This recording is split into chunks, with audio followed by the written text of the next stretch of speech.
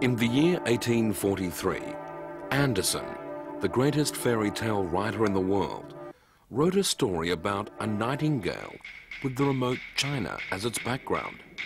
The nightingale lived in the largest garden in the world. Its melodious singing usually reminded people of a mother's kiss. It even moved the emperor to tears. But it was envied by some people and was later evicted from the country. Years later, beside the dying bed of the emperor, the beautiful singing was sung again. There it was, driving away the king of terrors with its song. It is said the nightingale is the most beautiful creature of all. And this story was adapted into a Peking opera by a German.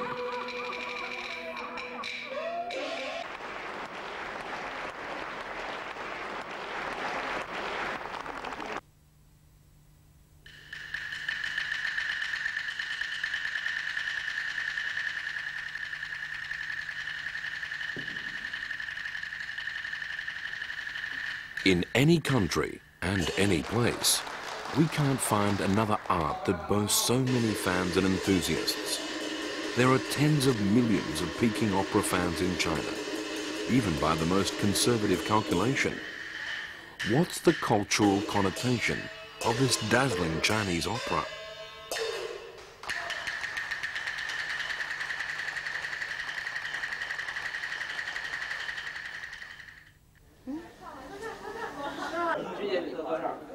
Facial makeup is a unique language in Peking opera. These brightly colored, grotesquely patterned face paintings have rich historical backgrounds.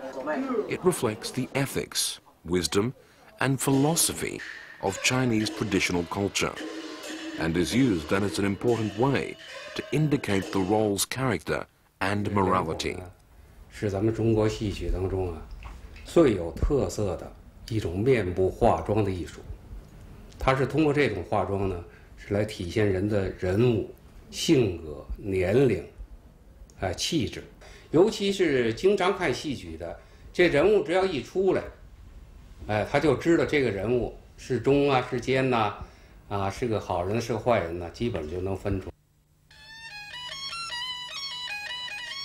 There are some common practices in the facial makeup, such as the red for braveness and loyalty, black for uprightness, white for cunning and craftiness, blue for valor and power, yellow for insidiousness and cruelness, and green for stubbornness and stalwartness. The facial makeup patterns are usually based on folklores or literature, such as the main character in the famous novel, Xi Yu Zhe, or Pilgrim to the West.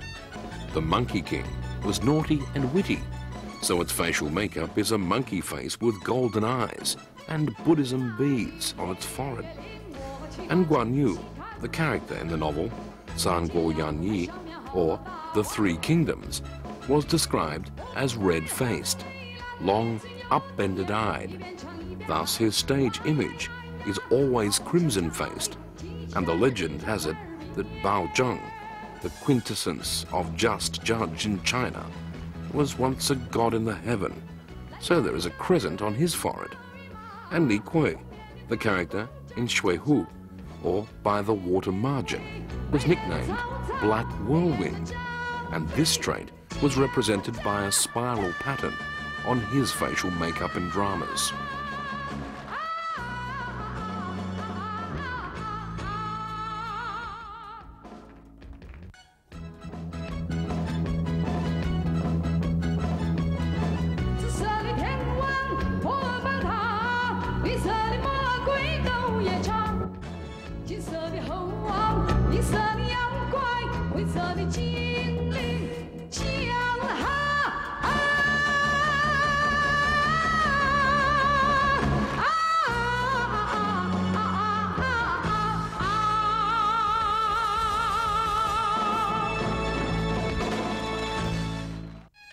The facial makeup's wide employment in Peking opera is instrumental to stir awe from the spectators. It stretches the distance between the daily life and the stage stories. Facial makeup is the pith of Chinese culture and plays an indispensable role in the Peking Opera.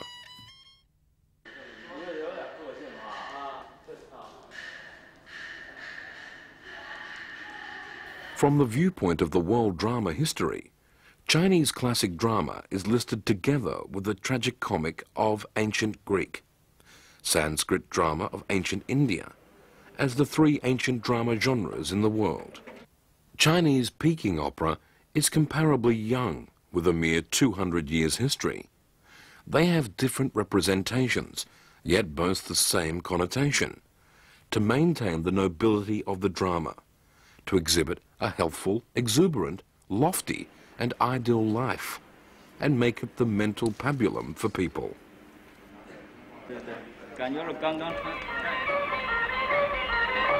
It's incredible that the Peking Opera was originated from the local drama of Anhui in South China. It happened in the year 1790. Emperor Qianlong of Qing dynasty ordered several Anhui opera troupes to show for his 80 years birthday ceremony. These opera troupes arrived in Beijing and settled down there ever since. They took up the Beijing accent and integrated the popular drama there, such as the Hanxi drama, Quintessence Opera, Beijing Opera, into their own and formed a new one, the Peking Opera.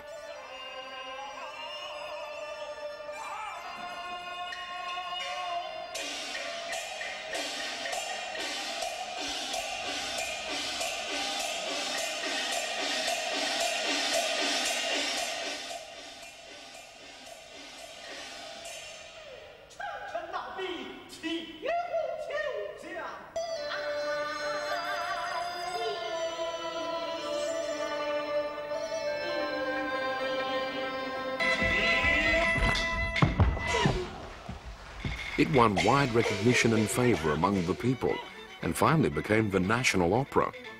With its rich repertoire and high-quality performance, it became the most widespread and influential opera in China.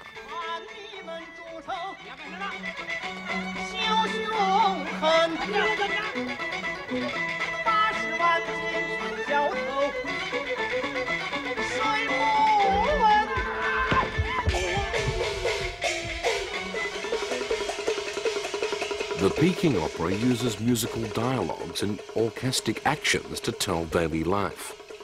4 methods are employed: singing, dialogue, acting, and martial acts.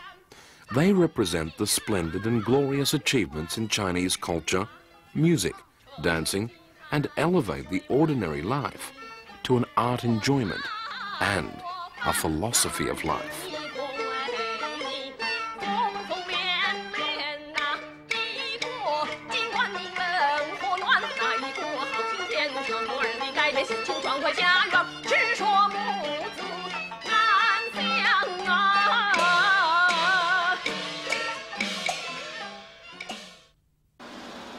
京剧的唱腔的形成也是综合艺术，它是综合了中州的徽汉等等等等的地方戏这个杂腔小调等等等等的这个来综合性昆曲包括昆曲这样综合形成的。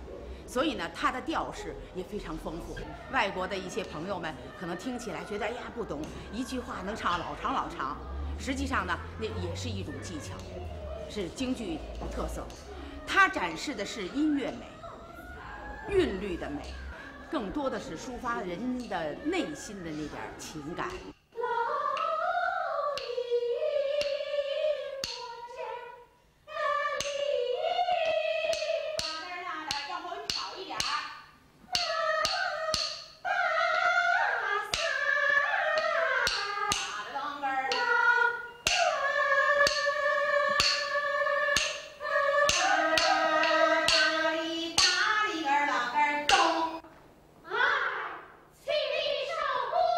Nianbai, the spoken part of Peking opera, is a special language form. It is musical and rhymed, and usually goes with the lyrics and tunes.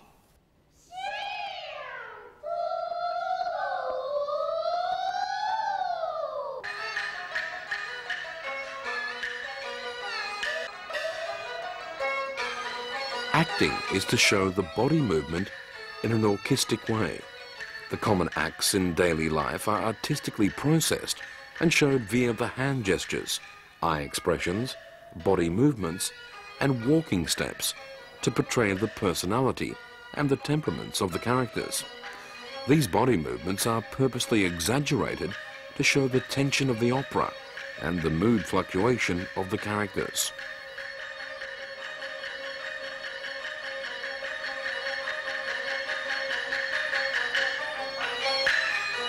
唱念做，我们说了3了。打呢，顾名思义呢，就说我也讲过，它是从武术吸引过来的，借鉴武术。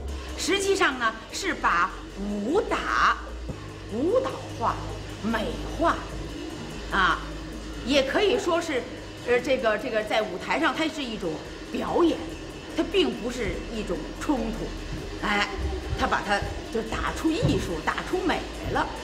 这就是京剧。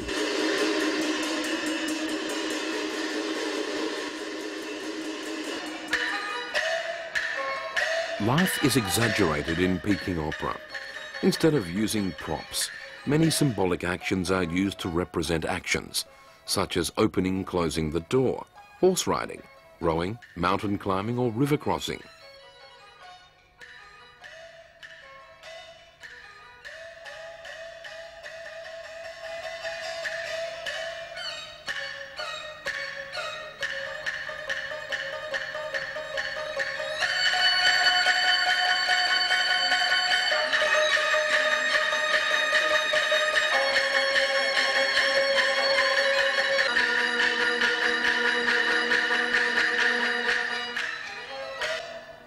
All characters would be dressed in performance robes and have facial makeup year-round.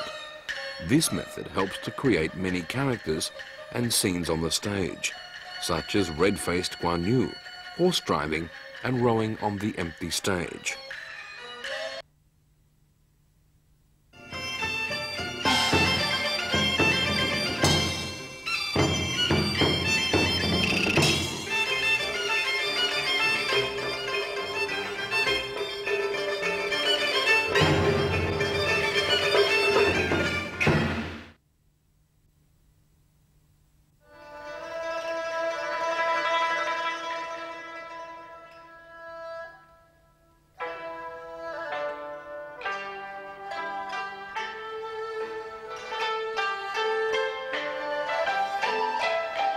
The Peking Opera won the imperial family's favour since its inception.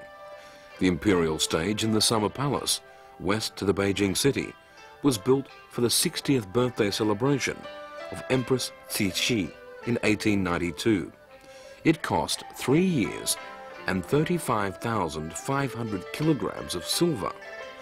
With its complex construction, genius design and grand scale, it can be used both for water shows and drama shows, and is the largest and oldest stage existing today. This stage once witnessed many anecdotes of the royal family.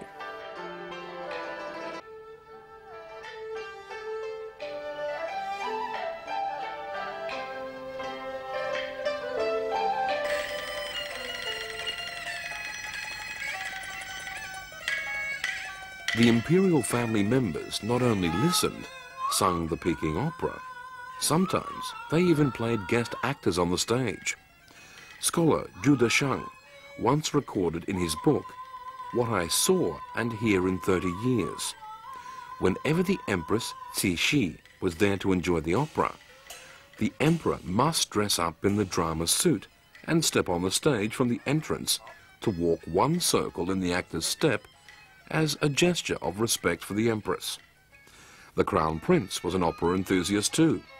He can pinpoint the instrument's band error on the spot.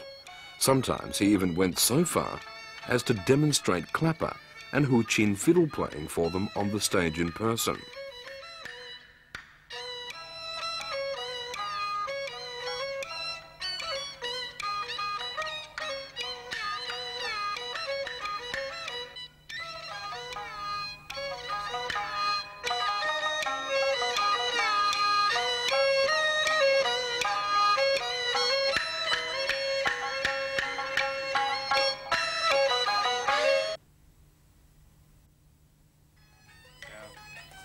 Tan Xinpei, the most famous Peking opera actor at the time, even overshadowed Emperor Guangxu.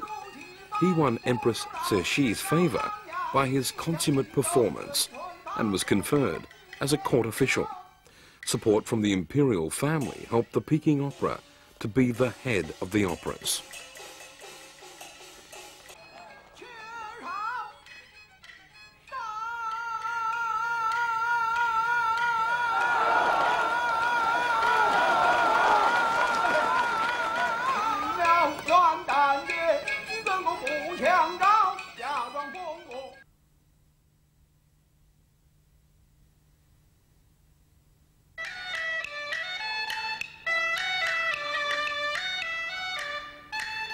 At the same time, the Peking Opera also won a wide spread in the masses.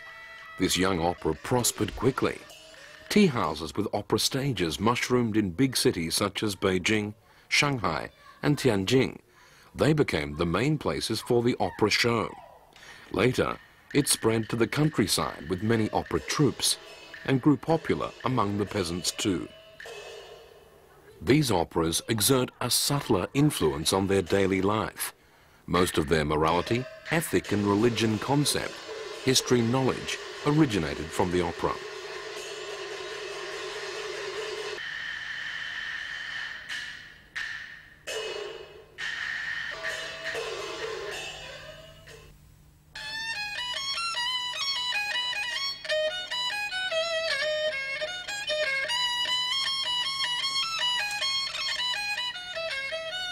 The Chinese has an old saying that the stage is a small world, whilst the world is a grand stage.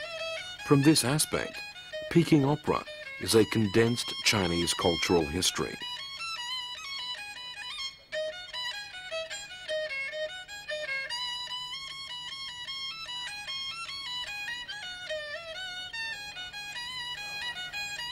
With the flourishing development of the Peking Opera, it became more and more elegant and noble.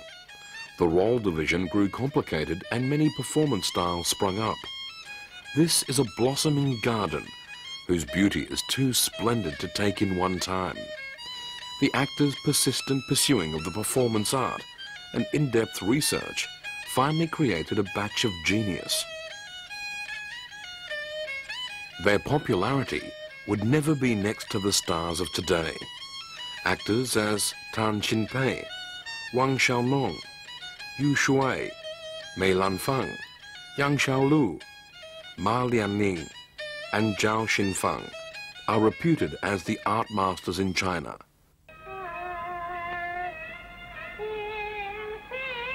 In Chinese history, the female roles in Peking Opera were usually played by good-looking men with melting voices. The most renowned are the 4 female characters. They are Mei Lanfang, Shang Xiaoyuan, Chen Yanchu, and Guo Huisheng. Before them, the Peking Opera was monopolized by the man's story. Female played only by the supporting roles. But these 4 art masters changed this. From then on, female characters began to take the center stage. Some performance schools were even named after them.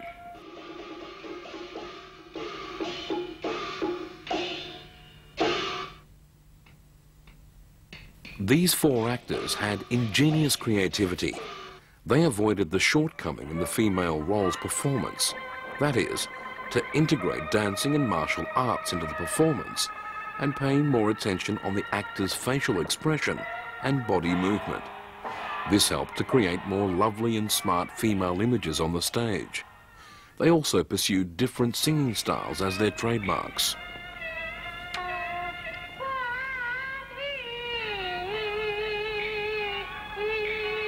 Gui Fei Zu Ju, or The Drunken Concubine, is the representative piece of Mei Lanfang. This drama tells the story of young Yu Huan, the favorite concubine of Emperor Tang Ming Huang. It happened in the 6th century. One day, they had set to drink in the flower pavilion to appreciate the moonlight. But the concubine waited and waited. The emperor didn't show up. The eunuch told her that the emperor had gone to the other concubine's palace instead. The concubine was so disappointed that she drank alone to disperse her unhappiness.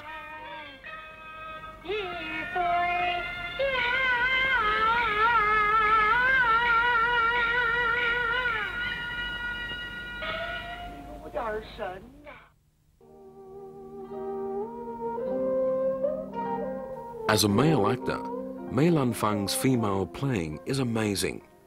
During the period from 1919 to 1935, he went abroad 4 times to perform in Japan, America, and Russia. His performance didn't put forward the modernization of Chinese traditional culture, but it levied such a deep impression on the top artists in the world that it initiated a renovation in the world theatre.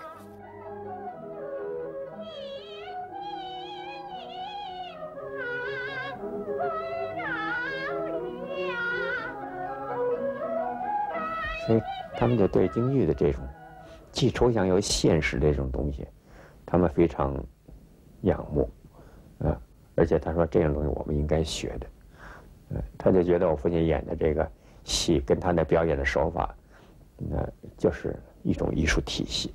所以现在世界3大体系，斯丹尼斯拉夫这个一个体系，布莱希特德国的一个体系，梅兰芳表演艺术体系，3大体系在世界上是承认的嘛。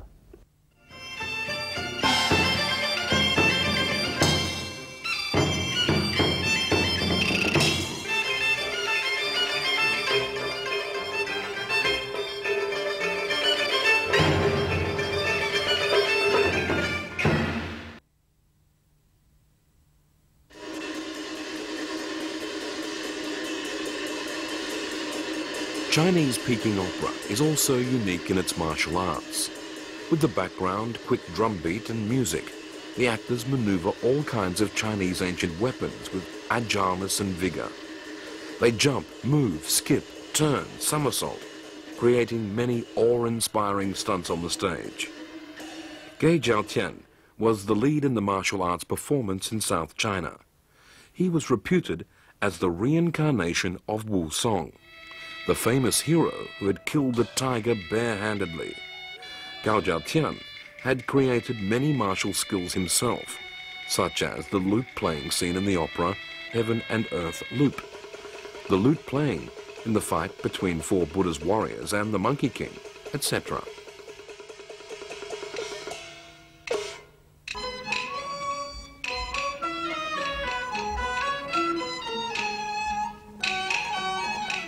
These performance masters also created a flexible and humorous monkey drama based on the monkey boxing.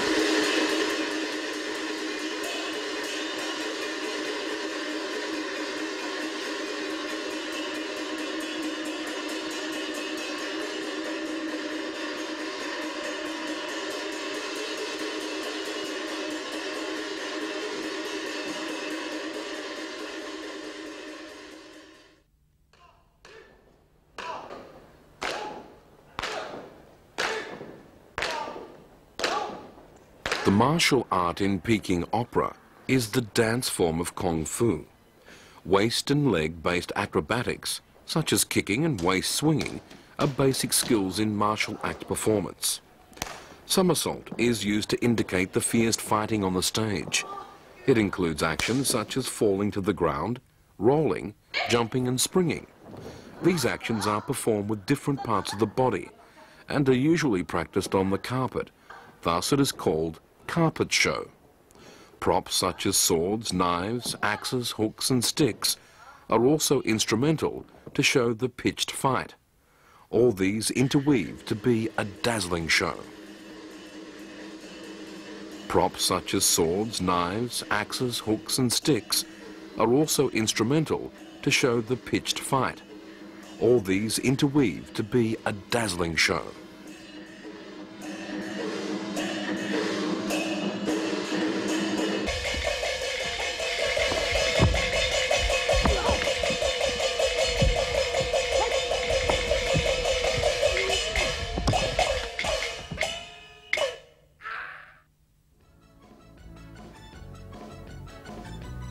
Stylized gestures are also widely employed to convey special meanings. Handkerchiefs can be used to set off the dramatic atmosphere.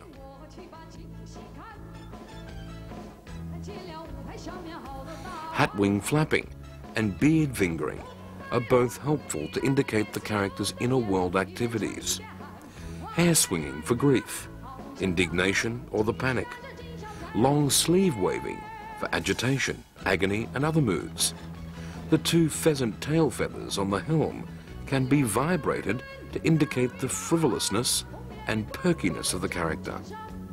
All these skills are combined to form the colossal performance system of Peking Opera.